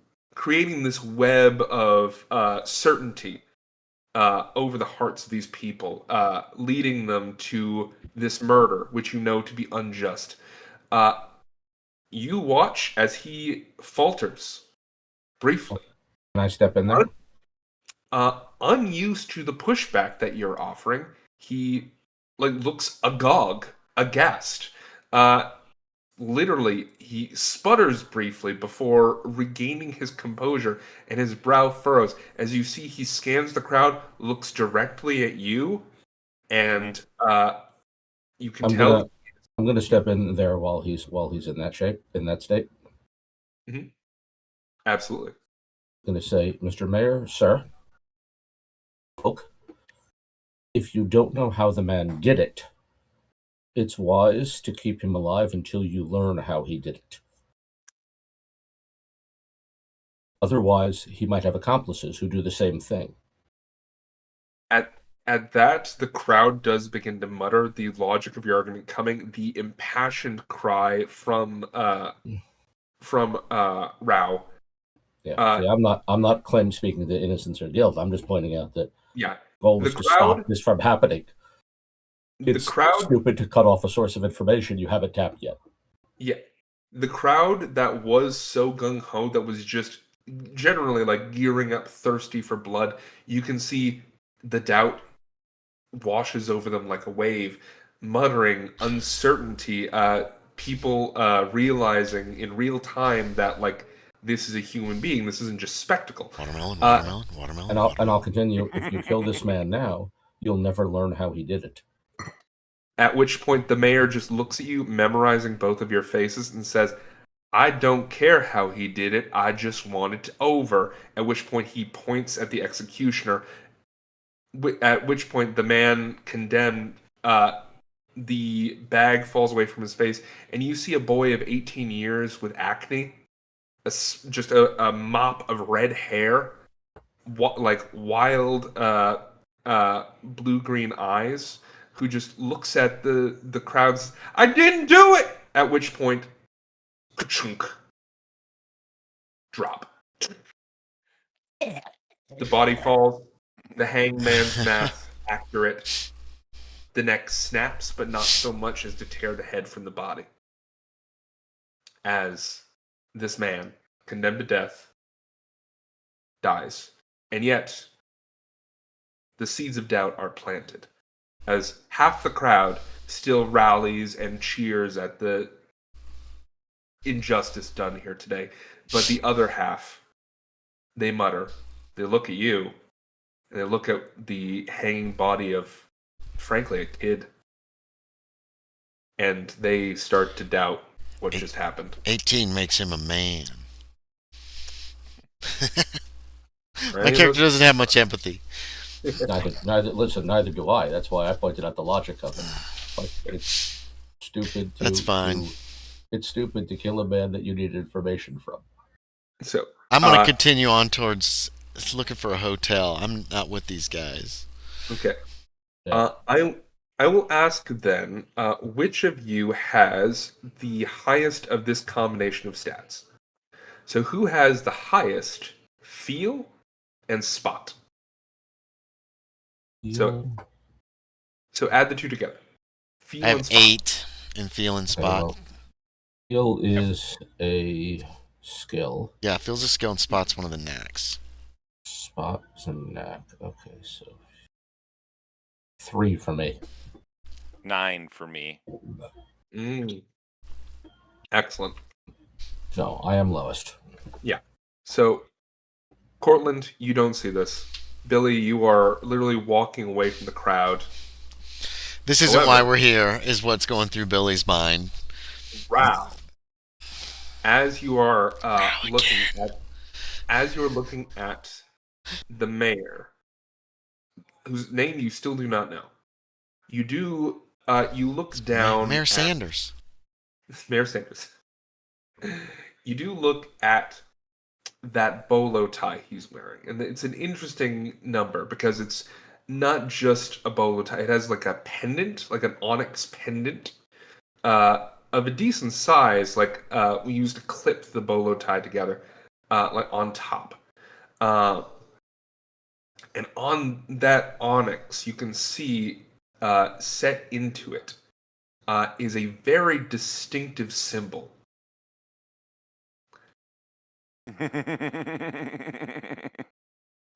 As he looks once more at the crowd, gives a very forced smile, and then gestures at the executioner to fall in with him as 4 men immediately rush to the body and cut it down and begin carrying off to the burn pile before it reanimates. What's the timeline there? Oh, so How fast? I want to confirm with. Go ahead. Go ahead. No, you go ahead. I'm asking for. Okay. Yeah, I want to confirm with you, Graham. Like the symbol that I saw was that hashed that. Yeah, 4 overlapping lines. Yeah. All right. Though not as sloppy. Bum bum bum. Yeah. The mayor is going to disappear as the crowd parts. You do get that. That last clue as you watch him meld in the crowd and disappear. I'll probably rush up to those two and let them know what I saw. Well, you'll rush up to. You'll rush up to. I'm not far from you. Yeah. Okay. Yeah, you and McGraw Starbuck are is- together. I basically split off. So I guess I'll turn to McGraw and I'll be like, did you see that on his tie? The center of that bolo tie had the same symbol that was there at. Oh wait, I didn't see it. Josie McGraw's death. I think he's linked to Josie's death. Mhm. That, I mean, I saw the same symbol at her murder. and we expected that the trail led here. So Yeah, we there's a found it. logic. There's a logic to it, which makes you wonder why he was so eager to kill whoever that man was. He probably knows something that he shouldn't have known. I suspect. I mean, after all, I suggested questioning him, and that's precisely when they wanted him to die. So, yes, I expect that the boy knew something that Mr. Mayor does not want known. Let's catch up to Billy and let him know. Yeah, let's do that. So I rush up to Billy and let him know. Okay. So you I'll start follow at a more following. leisurely pace. Yeah, you two start following after Billy. Billy, Andy, to answer your question, it varies dramatically yeah. between undead to undead. Some Okay. reanimate after a few hours. Others reanimate within minutes of death. So, Okay. generally, best practice is when someone dies, you burn them immediately. Okay. In fact, as you are making your way to the gates, as the crowd is sort of moving around you, I will say the last thing you see before you enter the town is off on a hill opposite, next to the adobe wall that surrounds the space, that sort of russet-colored, like clay composite. You can see what remains of a dilapidated church to the Maker. On the other side, past the cattle pens, and what looks to be an abandoned graveyard, because you don't bury the dead anymore. Nope. Did the dead that were buried? This is more background information. Did they all rise? They did not. Only Only new it was- dead. Only new dead. After a certain point, the dead stopped staying dead, but Gotcha. new dead didn't. 50 years ago or whenever all this Okay. shit started. Yeah. Okay. Yeah, I was just curious. Sorry. Yeah. The Rending War was not only bad; it was the largest mass death event in the history of the continent since the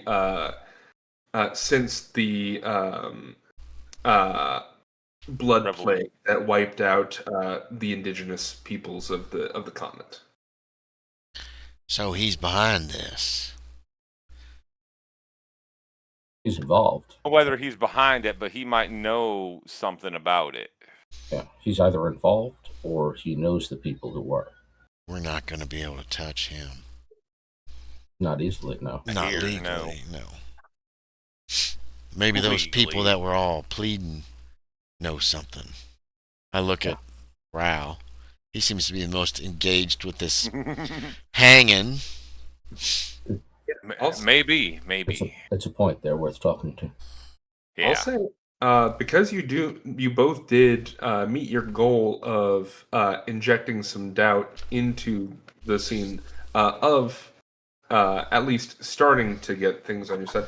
I will give either of you, if you feel like you've earned it, an improvement point. Fair enough. I mean, that just goes in the pool then, right? It goes in the pool. I think they both earned it, to be quite honest, because they both created doubt. Yeah, did a part of it. Mm-hmm. Yep, I agree. So with that, we are making our way into Perversion.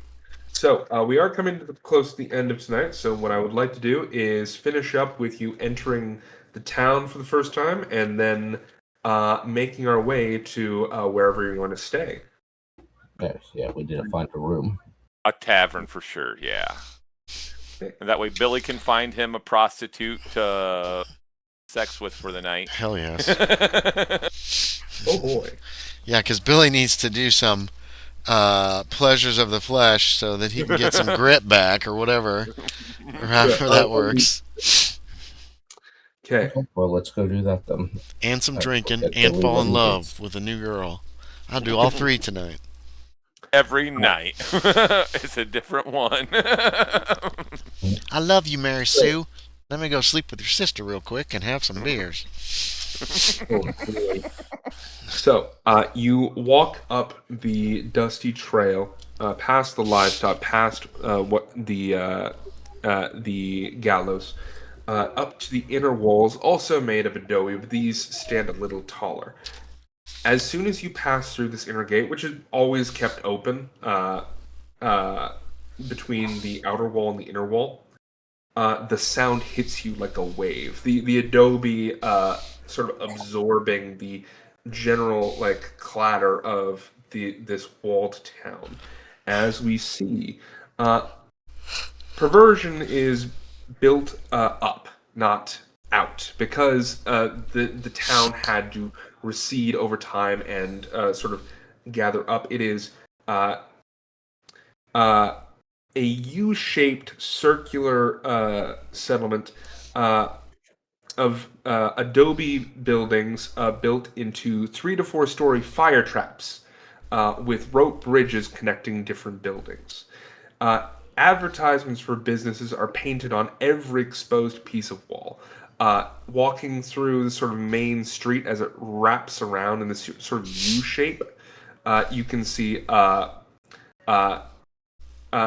stores, brothels, saloons, essentially every vice you can imagine for the hard-working folk who come here to put down bullets and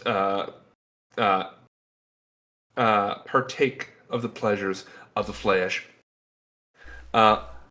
Towards the very towards the front of the sort of U, you can see several larger sort of civic buildings. There is a sheriff's office, which is denoted by a silver star, sort of hanging off of a post.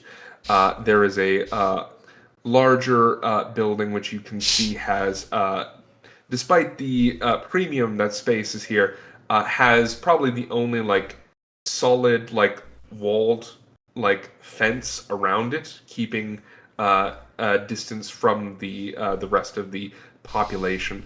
Likely the manor house of some political bigwig. Who knows? Maybe you encountered him. Mayor Sanders. Yeah. Yeah, probably. Is it all whitewashed? He does like that color, seems like. It is pale. Yeah, he's a vampire. It's obvious. The sun is beating down on all of you. What time of day is it that we arrived? It's noon. Okay. It's high noon. Oh boy, I'm looking around for somebody who's going to try to shoot me. That always happens. With the sun hanging directly above, the shadows are short and clinging tight to their source, and you can see crowds of people walking through under various sort of roofed boardwalks that allow them to move around the shade to avoid the scorching sun. You can see little carts with refreshment, very overpriced. You could see stalls where you can smell like cooking meat with spiced and with all kinds of spices and sweet dips. You can see people like in alleyways getting up to things that should probably be kept indoors. They're just having sex in the alleyways. Yeah. Walking in, it's Charming. dust, Aptly named. the scent of human filth, delicious food, all these different contradicting odors layered on top of each other in this sort of like, again, fire trap stack of humanity in the middle of the Badlands. Stench and sweet, and yeah. Surrounded by death, the only thing humans can do is live. And here they know how to live. They're living every last minute. Yep. As you are walking through the town, a horse walks past you, a carriage pulled behind, stacked heavy with hay. Children run past, like scrawny little kids wearing like hand-me-downs, chasing after a ball with a stick. And as you walk, looking down at you with colored fans and painted faces, you see a spectrum of different ladies and gentlemen of the evening out in broad daylight, calling down to you and the other men and women walking through the downtown, this sort of like middle of the town, propositioning, some even debating prices, like in the middle of the town square, like shouting up at each other, like, "I'll give you a shotgun shell," and to say, "I'm worth 2, honey," and just sort of debating prices, like in the open air. No shame, no repression, just perversion in all the glory. That's what they call the place. Perversion.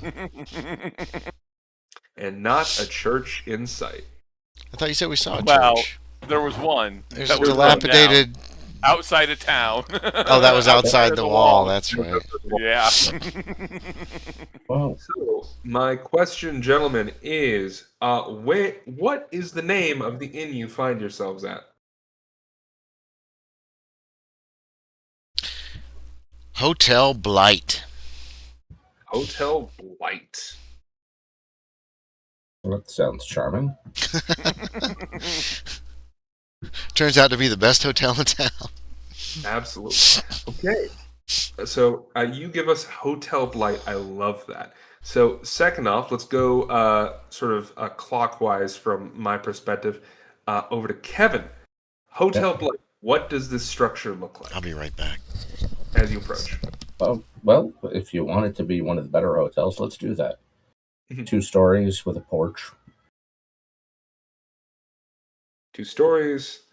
That'll make it 3 with a porch and rooms on the 2nd and 3rd floor. Mm-hmm. They might have been stable. Ooh, Yeah, make it a nice place. Why not? Colonnades and all kinds of flowering baskets or whatever hanging from the flower. Yeah, I like that flowering basket, so it smells nice inside. Yeah. I love it. I'm just gonna add on to that. This inn, this hotel, is one of the few buildings that has actually been able to afford to get a false front, which was actually fairly common in the site, where they would. I don't think I need to tell you two. They would essentially build it up to look like a much more exquisite, grand on the front building. Yeah. And then the interior is just like basically a shack, but a really gussied up shack. Looks nice. Absolutely. And then finally, as the door is open, and we see like a post holding it open, the 3 of you enter one after the other, covered in dust. Maybe some of you like some barely wiped off blood. Say, yeah, there's a little bit of gore on me, probably. Yeah, absolutely. Could be. You walk in. We rode a train that was grinding up zombies to get here, Mhm. so, and we were on the engine of it, so. Yeah. So I will say, Aaron, I will let you leave us off for tonight. I would like you to describe the interior of the space as you walk in, and then end on the proprietor who is sitting behind the desk, and what they're doing. All right. So, like you said, it's kind of dilapidated on the inside, but it's clean at least. Everything's clean. There's not a speck of dust in sight. There's a guy playing piano off to the side. The bar is well kept, with all kinds of delicious alcoholic, things on the shelves. And the proprietor of the establishment is going over papers, bills, or whatever. I don't know. What's he look like? He's Is his mustache as middle-aged. nice as yours? It's better. It's even better and more grand. Actually, he has the full mustache, and then he has like the goatee going on too. I just have the mustache, so he has the full Colonel look to him. I know we said Colonel Sandals already, but yeah. I get you. It's Sanders' son. This older gentleman, he looks up, and we can see that as he's going through these papers, he's just got like a monocle, which he's holding like against. Yeah. He looks up, and we can see that the monocle has sort of this brass trim, and actually, you see, is not something that he. It's not held up with anything. It is. You see, like bolts that seem to attach it to his skull. Ooh, That have like healed over, like the skin scarred a long time ago.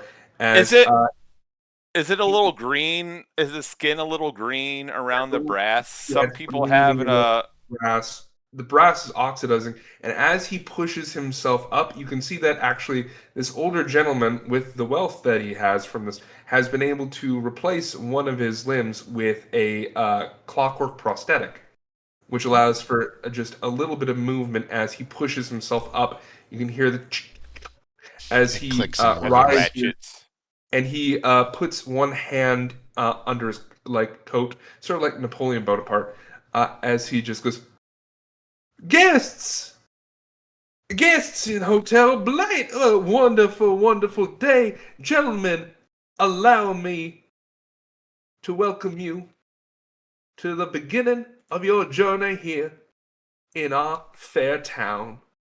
And that's where we're going to end tonight's game. All right, then. Right. This has the feel of a spaghetti western, very much so. Thank you. I still don't know what the hell's going on, or what brought us here. We will dig into that. A train brought us here. No, I mean like. I know. I assume it's just we found stupid. a clue. It led us to Perversion, and here we are to find out who killed Josie Wagner. Very nice, Graham. Thank you. Excellent work from all of you. Thank you so much for everything you contributed. I have been taking notes the entire time. I want you to know. You've been what? Oh, yeah. He's been taking notes the entire time. Notes. Okay. Yeah. And I do like your leaning into the cinematography. You work in the film and video industry, right? Oh no, that's Josh. That's Josh. Yeah, Josh is in the film industry. I don't. I've just watched too many westerns. Okay, well, fair enough. Because our friend Scott does the same thing. He does like a lot of the that, camera. yes. The camera pans and does this sort of stuff. So when I describe, it's more storytelling or a story or a book. Yeah, and I've noticed. I go that route as well, but different people, different things, and it works. Exactly. Yeah, it works. I liked it. But the point is that it's not limited to just the camera because we get smell and sound. Mm-hmm. So, it works very well. I'll say, I got a question about the using bullets for currency. Absolutely. So we save our brass then, right? From bullets so that they can be reused? The casings, whatever casings we have for the bullets we'd reuse. Could Cortland potentially, with his brains, make gunpowder and essentially make money then? Potentially, yeah. Okay. The bullets are bullets as a currency because they are so frequently used. That kind of like naturally deflates the currency as much as new bullets come in, and there are only a few like factories out east that can like consistently produce them. A lot of the ammunition that's still bumping around is like several decades old at this point. Okay. So people who can make new bullets are in short supply, but they are very much appreciated. Oh, good. Well, then I may have a way forward. Yeah. Just All as like, I guess it's a criticism. Sorry, Graham. I think a barter system would work better personally of whatever Well, than straight up bullets or money. It just The feels problem is- weird. there's never been a system that used barter in real life ever. Okay. There's no such thing as a barter economy. Never was. Okay. It just feels weird to me that bullets are money. Yeah. Is just again. It reminds me of Kryn. If and anything, Dragonlance. if anything, a town like this probably has what's essentially a credit economy, where Or- someone keeps track of who owes what to who and how. Okay. And very little actual currency exchanges hands. Right. Okay. Exactly. Each individual like town, settlement, whatever has its own way of keeping track, but like inter-settlement, bullets are the most consistent currency that people can agree on. Okay. What about It's stealing weird. a little bit from like Fallout instead of like bullets? It's just the bullet casings. Then Like bottle caps. instead of bottle caps. That didn't make it's- any sense to me in Fallout either. The bottle I caps know, did. but yeah, but Well, Since this seems to anything be that's a limited supply can be arbitrarily chosen as a currency. yeah, It's just weird. Because, I mean, remember, currency itself is an illusion. Yeah. Dollars exist because we agree they do. They Right. have no I- actual I existence. don't agree. I don't. If we all stopped agreeing, they wouldn't exist. That'd be Say nice. it's an honor system. Yeah. Yeah. It's like Rick and Morty when he Okay. destroyed the Galactic Federation by moving a decimal point and making their money worthless. That was my And all favorite. their That computers. was my favorite. Oh, that's Because- terrifying. But there's this persistent myth that before the invention of coins, people used barter. But that's completely wrong. No one ever did. Before the Gotcha. invention of coins, people used credit. Also, now that I am not talking as much, I can finally put food in my narration hole. Yeah, so that's also a thing I'm going to go do now. If you get hungry, just set us down and make us role play. You know what I mean? Like with the three of us. Like, okay, you guys are having supper. Discuss. I have so much fun listening to all of you talk. I get distracted. I've been trying to mute myself more because I talk too much. I'm also going to go get something to eat. So I agree with you. Okay, Sure. Shall we aim for 2 weeks again? that's what I was about to ask. Yes, please. But I'm glad everyone liked it. I've written down your criticisms. By all means, feel free to message me if you have any further thoughts. I will also take positives. 2 shotgun shells for a whore? Oof. That seems cheap. Okay, is this the end of stream? 19th. Is that when we're going to try again? 19th of 19th? August, 2 weeks from today. That works for me. Hey, that's World Humanitarian Day. Oh, and we'll be murdering people probably. Awesome. We'll see. We'll see. All right. I think we're gonna learn I thought about shooting the hangman's rope, that would but have been. I thought, what is this actually going to accomplish? Because my character has no connection between dude on the scaffolding and what we're actually supposed to be here for. So, Wait, what's your character type? I mean, not to. who, me? Yeah. Me, I'm Are I'm a slinger, gunslinger. That's what I do. I shoot. Okay. Yeah, I was got gonna it. say if you happen to be the what's the one, the crazy one, Oh, the asshole, the the bastard, or just if to you were piss the off the town. If you were a bastard, I would say you totally should have done that. No. I actually have a purpose here, and firing a gun like that during a Creating an government angry event mob. could create an Yeah. angry mob. It would have been cool, and then if I'd rolled and missed, then I would just feel stupid too. So I would have let you try. Hey, I will always let you try. there would have been big negatives because of it's a fucking piece of rope. and we're all the way at the back of the crowd. So I was weighing options, and I was like, it would be cool if it succeeded, but it also might land me in jail. So I just decided, and then you moved on with the hanging, and I was like, okay, not even going to worry about it. You didn't have any motivation to do it. Not really. You guys were both trying to save this guy's life. My character really has zero empathy and didn't care. I don't know that I really was. I was. I mean, you're just an asshole. You're just trying to make things worse for everybody, right? The way I see it, I just get feelings sometimes, and I have to stop my feelings. So you had feelings. You told him about them. Yeah. And then that's where Cortland... I told the whole crowd. Yeah, and then Cortland kind of jumped onto that with you. Yeah. Remember my big vice is curiosity. Oh, that's true. It bugs me whether if he did it or not. It bugs me that he still wants to know how. Steals a cow one of its own. But if he didn't do it, he won't know. So I was less concerned whether he did it or not, and more concerned with how do you do that. Yeah. Whether this is the guy who did it or isn't. Yeah. If somebody did it, then what I want to know is how the fuck do you do that? They ate it. Somebody ate the cow. Somebody in this town's a monster, and they just like fucking Nibbler from Futurama. Yeah. It's probably the Colonel. Kevin, I will. Do you have any stress marks, by the way? I do not. Oh, never mind. XP, IP. Yeah. Oh yes, 3. We all get 3. There was 6 altogether. All together. Then we all get 2. No, wait. That's what I meant. I think there was 5 altogether. Well, I don't know, Graham. How much did we get IP, and can we spend it? I believe there were 5 altogether. Felt like 5 to me. Yeah, I think you're right. Because you two each got a bonus for the whole dealing with the mob thing, and my character didn't. Oh, no, you're right. You're right. It is 5. Okay, yeah. So in that case, we get 2, and you got 1. Is that how it works, Graham? I'll take 1. Yeah. However you like to split it up. We can spend that. I'd like all 5. Then we can spend. So